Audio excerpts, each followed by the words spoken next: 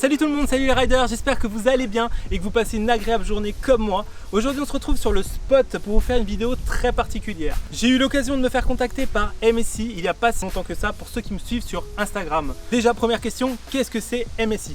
MSI c'est une marque d'ordinateur PC portable ou fixe qui est avant toute chose dédiée aux gamers, mais pas que.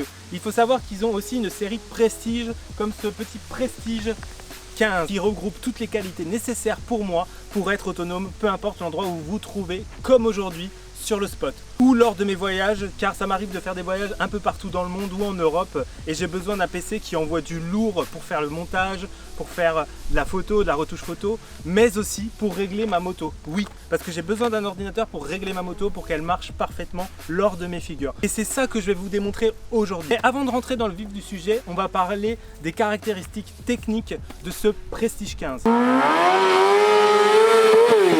Passons aux caractéristiques techniques de ce petit monstre. Il embarque un i7 de dernière génération qui vous offre 50% de plus que l'ancienne génération. C'est énorme, vous serez tranquille pendant un moment. Ce petit monstre embarque 32 Go de RAM, mais vous pourrez monter jusqu'à 64 Go de RAM. Autant dire que vous serez tranquille pendant un moment. Il est vraiment multitâche. Vous pourrez faire de la photo, de la vidéo, de la 3D, ouvrir n'importe quel logiciel, en ouvrir plusieurs en même temps. Vous serez tranquille. Au niveau de la carte graphique, vous avez une 1650 Max Q qui vous offrira des vitesses de traitement hallucinantes pour les rendus de vos photos, pour les rendus aussi de vos vidéos, pour les exports par exemple sur Premiere. Vous serez tranquille, vous inquiétez pas. La grosse particularité de cet ordinateur, c'est que tous les composants sont faits pour travailler ensemble, ce qui fait que ça vous donne un maximum de puissance. Autre petit point qui est vraiment top, c'est que vous avez le petit logiciel Creator Center qui vous permet d'optimiser votre machine comme vous le souhaitez par rapport aux différentes applications qu'il peut y avoir sur votre ordinateur. Vous pouvez constater que toutes les applications qui se trouvent sur mon ordinateur sont affichées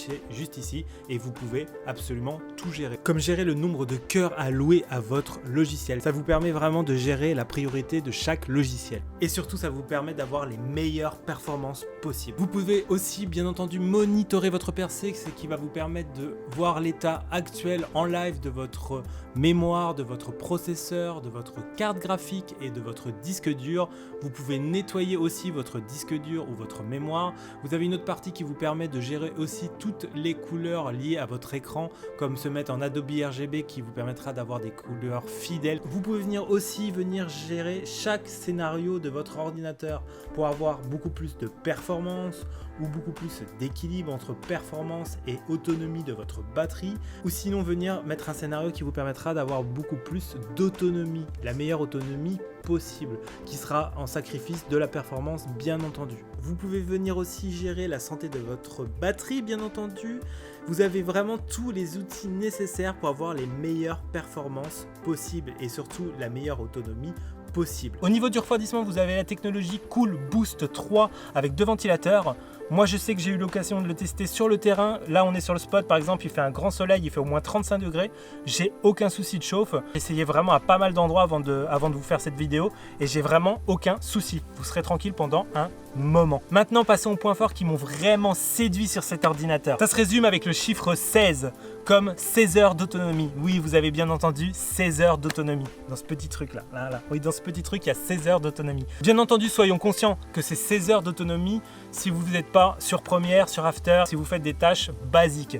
Si vous commencez à faire du After, du Premiere, du Photoshop avec du calque ou du logiciel de 3D ou du gaming par exemple, la batterie va fondre comme neige au soleil. C'est normal, soyons réalistes. Mais si vous faites des tâches basiques, ça tiendra largement 16 heures. 16 pour 16 mm d'épaisseur. Oui, il fait bien 16 mm d'épaisseur, vous rêvez pas. Autant dire qu'il est ultra portatif et c'est quelque chose qui m'a séduit grave pour mes voyages, pour l'emmener partout où je vais. Ces 16 mm vont aussi avec son design, autant dire qu'il est magnifique, classe, sobre, comme on les aime, en tout cas moi comme je l'aime, avec sa petite ligne bleutée sur le bord, est vraiment magnifique.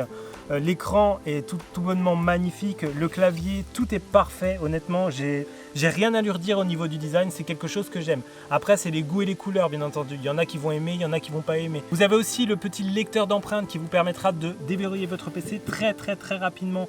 Vous avez un pad aussi qui est très large, vous serez vraiment à l'aise pour naviguer. Ça change des petits pads très fins où on est là en train de galérer, on doit s'y reprendre à plusieurs fois.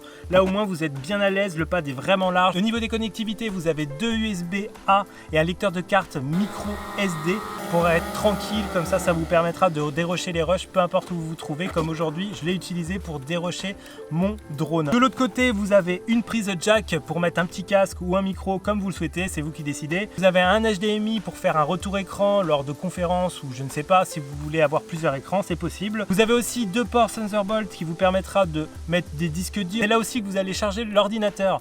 Et petit point important sur la charge, apparemment c'est donné entre 15 et 16 minutes pour le charger.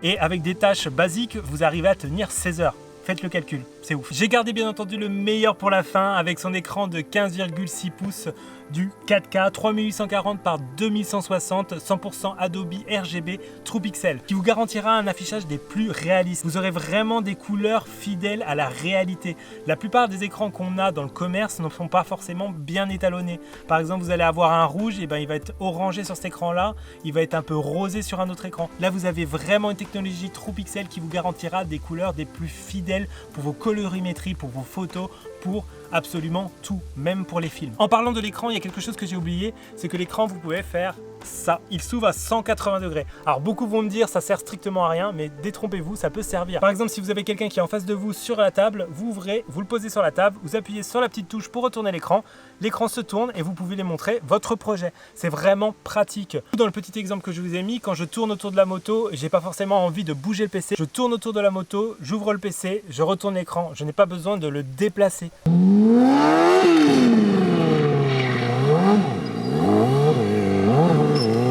Bon, rentrons dans le vif du sujet et parlons du côté pratique de cet ordinateur qui est ultra portatif, c'est-à-dire le réglage de ma moto. Premièrement, la chose à savoir, c'est qu'une moto a son propre ordinateur. Oui, on appelle plus ça un calculateur, pas un ordinateur, mais c'est pareil, c'est le même principe. Vous avez vraiment un ordinateur qui est sur cette moto. Cet ordinateur sert à gérer toutes les informations électroniques qui se trouvent dans votre moto, que ce soit les capteurs, les actionneurs. Vous avez différents types de capteurs, comme les capteurs de température qui peuvent vous donner une information sur la température de l'eau, de l'essence, de l'huile, de l'air. Vous avez aussi les capteurs de pression par exemple qui vous donnera la pression dans votre admission. Vous avez les capteurs de pression pour l'huile qui vous donnera la pression de votre huile. Les capteurs de cliquetis sur certaines motos qui vous dira si vous avez une combustion incontrôlée, donc ça coupera la moto. Le capteur d'Abracam qui vous donnera votre cycle de combustion. Vous avez aussi les actifs comme le boîtier à papillon qui vous donnera le bon débit d'air, les injecteurs qui vous donnera le bon apport en carburant dans votre moteur. En gros, ce boîtier a une vision globale de votre moto, de votre moteur. C'est lui qui va gérer toutes les informations, que ce soit au niveau des actionneurs ou des capteurs, pour avoir le meilleur rendement possible. C'est lui qui va gérer tout ça. Bon, passons au côté pratique. Je vais vous montrer comment rentrer dans ma moto avec ce petit PC ultra portatif.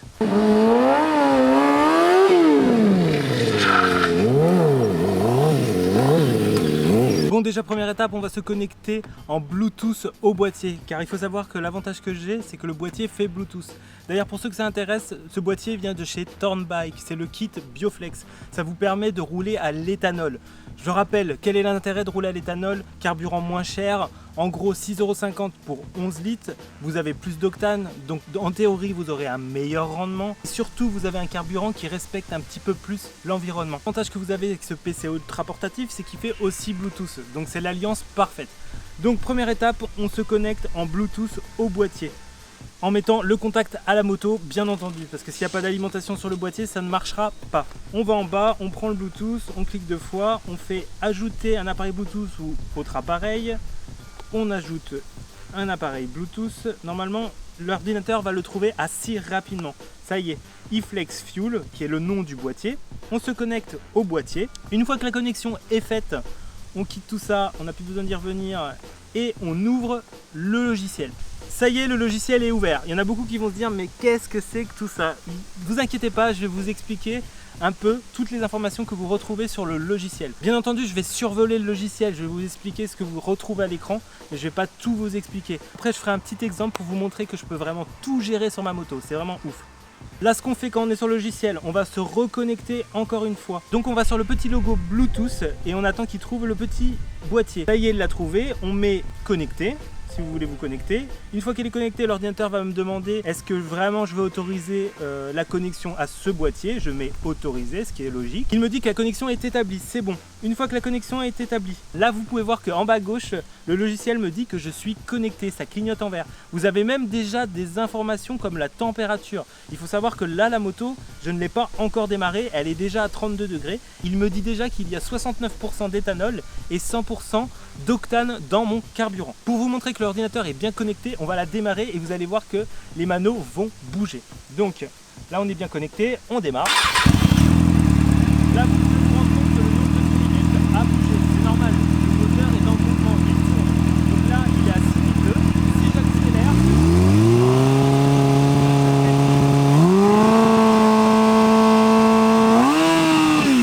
vous voyez bien que l'ordinateur est vraiment connecté à la moto et me permet de voir ce qui se passe dans la moto avec la petite de capteur. On va l'éteindre la moto parce que sinon on va pas s'entendre. On va remettre le contact. Bien entendu, on se reconnecte parce que il faut que je me reconnecte. Là, l'ordinateur est de nouveau connecté. Donc maintenant, je vais vous expliquer toutes les informations que vous pouvez retrouver sur le logiciel. On va commencer par tout ce qui est manomètre en haut de l'écran. Premier manomètre, c'est le RPM, ce qui est le nombre de tours minutes de votre moteur, à quelle vitesse il tourne. Deuxième manomètre, vous avez le duty cycle, qui est le cycle de service des injecteurs par seconde. Le troisième, c'est le fuel ethanol content, c'est le pourcentage d'éthanol que vous avez dans votre carburant. Il faut savoir qu'en moyenne, l'éthanol que nous avons en France est entre 65 et 85%. Quatrième, c'est le engine temperature. Ça va vous donner la température de votre moteur ou la température de votre essence. Il faut savoir que c'est très important pour vos réglages car vous n'aurez pas forcément le même débit de carburant suivant la température que vous aurez dans votre moteur ou dans votre carburant.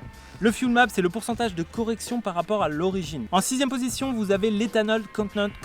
Oui, désolé pour mon accent, il n'était pas terrible. Ça va vous donner le pourcentage d'octane que vous avez dans votre carburant car il faut savoir que l'éthanol a beaucoup plus d'octane. Donc dans la logique, il y aura une meilleure combustion, il y aura des meilleures performances. Dans la logique, je me répète. Mais normalement, si la moto est bien réglée, vous aurez une meilleure performance. Et pour finir, vous avez le startup correction qui va être la correction au démarrage. Maintenant, passons au diagramme que vous avez juste à droite de l'écran. Ces diagrammes sont pour vous donner un aspect un petit peu plus clair lors de vos réglages.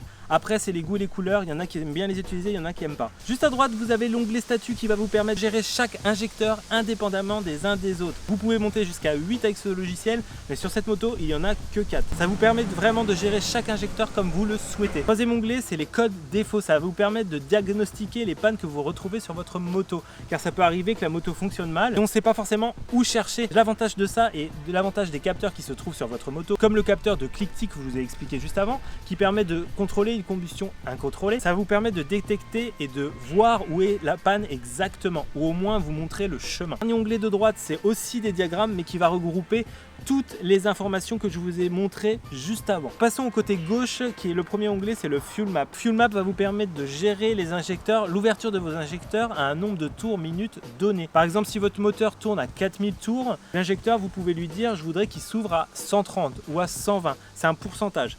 Mais on va revenir juste après. Justement, l'exemple va vraiment se porter dans cet onglet. Deuxième, c'est les compensations. Ça permet de voir l'indice d'éthanol que vous avez dans votre carburant, ou sinon vous pouvez régler cet indice. L'onglet Startup Crank, ça vous permet de gérer l'ouverture de vos injecteurs suivant la température que vous avez dans votre moteur. Vous pouvez le régler aussi. Cinquième onglet, c'est le Startup Warm-Up. Ça va vous permettre de gérer l'ouverture de vos injecteurs suivant un temps donné. Par exemple, si je veux que mon injecteur s'ouvre à 150 ou même 1000% pendant 1 minute, je peux le faire, je peux lui dire. Et dernier onglet, on retrouve l'onglet injecteur. Ça va me permettre de contrôler le temps mort de mes injecteurs. C'est-à-dire que je vais pouvoir lui donner un voltage souhaité pour qu'il ait plus ou moins de dead time, comme son nom l'indique. Mais ça, on va pas y toucher, c'est touche pas à ça, petit con.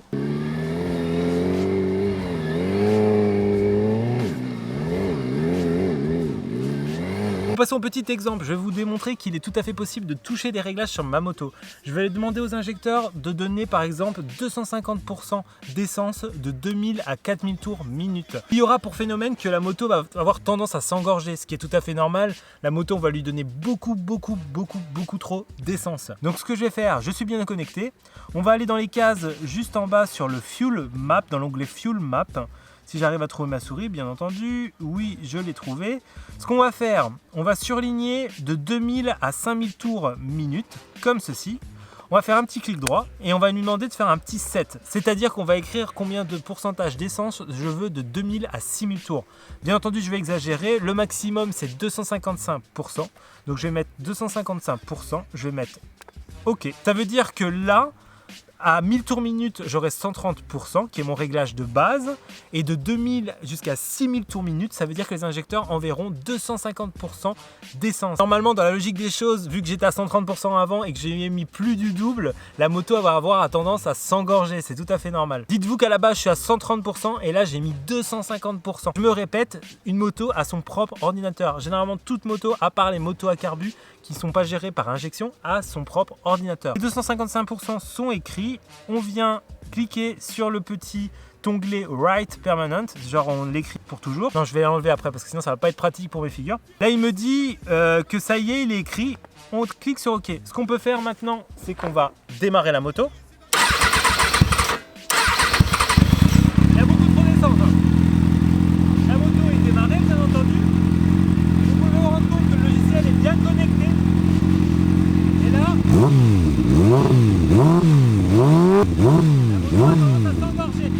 la moto a vraiment tendance à s'engorger. Elle marche pas vraiment. Après, c'est pas évident de vous montrer vraiment comme ça, mais la moto marche très mal.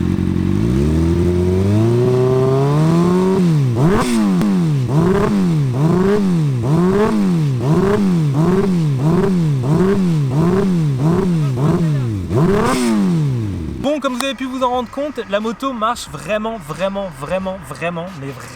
très mal. Il y a vraiment énormément d'essence, ce qui fait qu'elle ne peut pas brûler toute cette essence. Il y a vraiment trop d'essence. D'ailleurs, ce serait pas forcément bon de le laisser comme ça le réglage. C'était vraiment pour vous montrer que je peux vraiment toucher à tous les réglages des injecteurs. Bon, ce qu'on va faire maintenant, je vais réécrire les valeurs que j'avais à l'origine, parce que là, sinon, ça va être inroulable. Je ne vais pas pouvoir faire de figure. Donc, je vais resurligner toutes les cases.